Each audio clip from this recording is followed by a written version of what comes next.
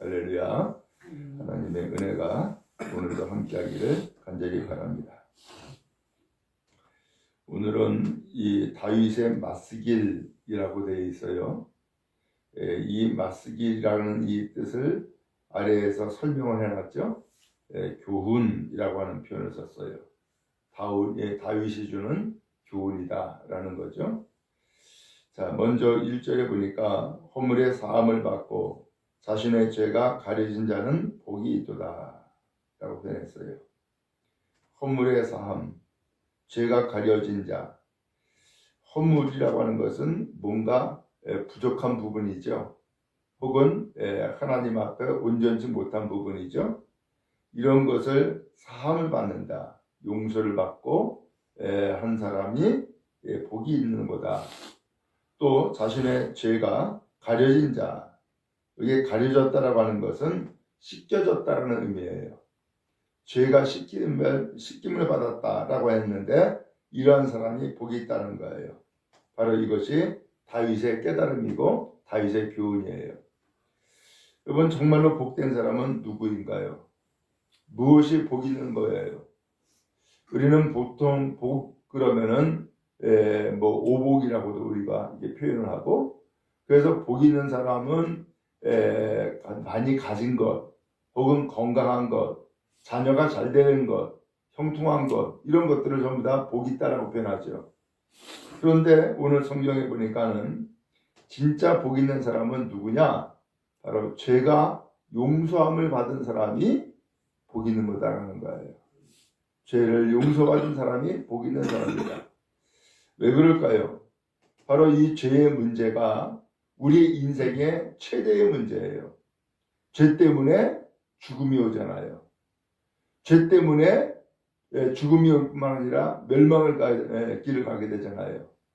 그렇기 때문에 죄의 문제를 해결 안 받는 것, 죄가 용서 안 받는 것, 가장 큰 복이라는 거예요. 바라기는 오늘 우리 모든 성도들은 이와 같이 가장 큰 일생일대의 문제를 용서받은 하나님 앞에서 복받은 사람인 줄로 믿습니다. 자, 아울러서 이렇게 전제를 딱 해놓고서 그 다음에 하는 말씀이 마음에 간사함이 없고 여호와께 정죄를 당하지 아니하는 자는 복이 있다. 역시 두 번째 이 말씀에서도 복된 사람이 누구냐라는 것을 다시 한번 표현했죠. 마음에 간사함, 거짓이 없는 것을 얘기한 거예요. 여호와께 정죄를 당하지 아니하는 자, 너는 죄 있다라고 말씀하지 않는 사람, 너는 곧 이제는 죄가 용서함을 받았어 라고 선언받은 사람, 이 사람이 결국 복 있는 사람이다 라고 말씀해주고 있는 거예요. 그래서 이 세상에 하나님께서 우리의 죄의 문제를 해결해 주시기 위하여서 예수님을 보내주셨잖아요. 그 예수님이 우리를 용서하기 위해서 친히 십자가를 짊어지셨고 그 다음에 십자가에서 죽으셨잖아요. 바로 그렇기 때문에 가장 큰 문제는 죄의 문제고, 가장 큰 복은 이 죄의 문제를 해결한 받은 사람이 가장 큰 복이 있다라고 하는 거예요. 오늘 이 복을 우리가 누리고 있는 줄로 믿습니다. 그러면서 이 다윗이 과거 자신의 이야기를 하고 있는 거예요. 3절에 내가 입을 열지 아니할 때에 종일 신음함으로 내 뼈가 쇠하였도다. 입을 열지 아니할 때에 어떤 상태였느냐? 신음이 있었고 뼈가 쇠했다는 거예요. 이 뼈가 쇠했다라고 하는 것은 뼈가 마른다라고 표현하잖아요, 우리가 보통. 이와 같이 입을 열지 않았다. 그러면 도대체 입을 열지 않았다가 무슨 뜻일까? 죄를 고백하지 않았을 때를 얘기한 거예요. 죄를 고백하지 않았을 때는 내가 몸이 신음신음 앓았다는 거예요. 신음까지 했다는 거예요. 뼈가 쇠하였도다. 뼈가 말랐다는 거예요. 왜? 죄를 고백해야 되는데 고백하지 않으니까. 그때에 4절에 주의 손이 쥐하로 나를 누르시오니, 오늘 주의 손이 이 다윗을 압박했다는 거예요.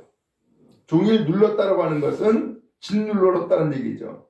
그러니까 진액이 빠지고 여름 가뭄에 마른같이 되었다. 이렇게 표현을 했어요. 왜 도대체 하나님이 이렇게 다윗을 짓눌렀을까? 내가 왜 이렇게 입을 열지 않았고 고백하지 않았을까? 죄를 고백하지 않았을까? 오늘 하나님께서는 이 다윗이 죄를 고백하기를 원하시는 거예요. 그러니까 죄를 고백하라고 자꾸 짓눌렀다는 거예요. 그래서 5절에 내가 이르기를 내 허물을 여호와께 자복하리라 하고 주께 내 죄를 아뢰고 내 죄악을 숨기지 아니하였더니 곧 주께서 내 죄악을 사하셨나이다. 아, 왜 이렇게 죄를 고백하라고 하나님이 압박했어요? 이유가 뭐예요? 사하시기 위해서. 죄를 용서하시기 위해서 이렇게 압박했다는 거예요. 여러분, 우리도 무슨 죄를 지으면은 이 죄를 고백해야 되고 실토로 해야 되는데 자꾸 마음에 주저함이 생길 때가 있잖아요. 그 왜 그러는 거예요? 하나님은 하나님 앞에 이 죄를 자복하라는 거예요. 그러면은 이 죄를 자복하면은 하나님이 어떻게 한다는 거예요? 너 죄를 졌지? 라고 정죄하고 그 다음에 이를 심판하는 것이 아니라 이 죄를 자복할 때에 하나님은 뭐 하시는 거예요? 용서하시겠다는 거예요. 그래서 이 죄를 자복하라고 하나님이 짓눌렀다, 압박했다라고 표현하고 있는 거예요. 오늘 이와 같이 하나님은 우리가 복을 받길 원하시고 또한 복 주길 원하셔서 죄를 자복하게 하고 자복하는 사람에게 하나님께서는 그 죄를 사하심으로써 오늘 우리에게 자유함을 주시고 또한 복을 주시고자 했음을 알 수 있어요. 그런 의미에서 오늘 여러분 하나님 앞에 나와서 예배할 때에 곧 하나님 앞에 여러분 기도할 때에 내 죄를 고백하며 자백하게 될 때에 하나님은 우리에게 큰 은혜를 베풀어 주시는 것을 믿으시기를 주의 이름으로 축복합니다. 그래서 이 죄가 용서받는 것이 가장 큰 복이고 하나님은 이 죄를 용서하길 원하시는 거라는 것을 알 수 있죠. 자, 이렇게 해서 죄의 문제를 하나님이 해결해 주시니까 6절에 뭐라고 되어 있냐면은 이로 말미암아 모든 경건한 자를 주를 만날 기회를 얻어서 주께 기도할지라 진실로 홍수가 범람할지라도 그에게 미치지 못하리이다. 바로 이때에 이 죄를 용서함을 받고 이 죄를 고백하고 죄를 용서함을 받았을 때에 비로소 모든 경건한 자는 주를 만날 기회를 얻었다 표현했어요. 그때야말로 주님을 만날 기회를 얻은 거라는 거예요. 그래서 주님 앞에 기도했다는 거예요. 기도한다는 거죠. 그러면 이렇게 해서 주님을 만나고 주님을 기도하는데 주님께 기도하는데 그 기도의 결과 어떤 결과를 가져오느냐? 홍수가 범람할지라도 거기에 미치지 못하리이다. 재난이 닥쳐와도 그 재난이 나를 덮지 못할 것이다 라고 이야기를 하고 있는 거예요. 여러분 그래요. 하나님 앞에서 죄를 자복하면 하나님이 우리의 삶을 지켜주시고 또한 보호해 주실 것을 말씀하고 있는 거예요. 그러면 여러분 주님 앞에 가장 큰 복은 죄의 용서요. 또한 죄를 용서받을 때야말로 하나님을 만날 때요. 하나님을 만날 때에 우리는 부르짖어 기도함으로 이 재난조차도 환난조차도 우리에게 닥치지 않는다라고 하나님께서 말씀해주고 계신 거예요. 오늘 하나님의 진실의 보호하심이 우리에게 임하는 줄로 믿습니다. 그 다음에 또 두 번째로는 8절에 내가 내 갈 길을 가르쳐 보이고 너를 주목하여 훈계하리로다. 갈 길을 가르친다? 이게 무슨 뜻이에요? 우리는 인생길을 어느 길로 가야 될지를 늘 선택하고 결정해야 돼요. 그때에 가장 복된 길을 가도록 하나님이 그 길을 가르쳐 준다는 거예요. 오늘 하나님을 만난 사람, 하나님 앞에 죄를 고백하고 하나님 앞에 이 죄가 용서받은 사람이 결국은 하나님 앞에 그 인생길을 지도를 받는다는 거예요. 어느 길로 가야 될지. 그러면 여러분 이 시간도 하나님이 여러분의 인생길을 이 시간 이후로 더욱더 가르쳐 주시고 또한 인도해 주시고 이끌어 주시기를 주의 이름으로 축복합니다. 9절 말씀해 보니까는 너희는 무지한 말이나 노새같이 되지 말지어다. 그것들은 재갈과 굴레를 단속하지 아니하면 너희에게 가까이 가지 아니하리로다.